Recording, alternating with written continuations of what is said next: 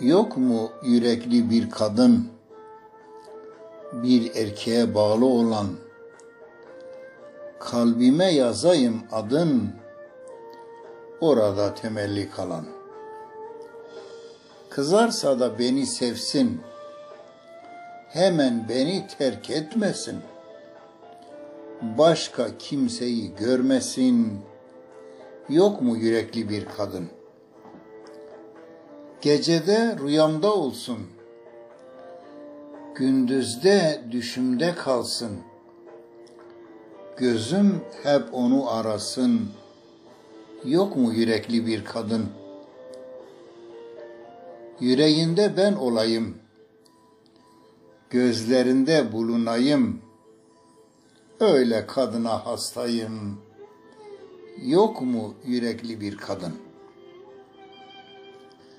Kalbi yalnız beni sevsin, diğer erkekleri silsin. Söz deyince mutlak gelsin, yok mu yürekli bir kadın? Hanımım olsun isterim, bütün dünyayı silerim. Ona çok paha biçerim, yok mu yürekli bir kadın? Dilinde hoş söz duyayım, seyredince bayılayım.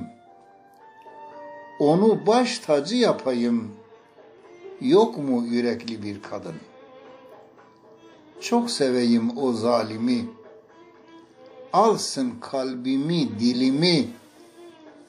Hiç bırakmasın elimi, yok mu yürekli bir kadın?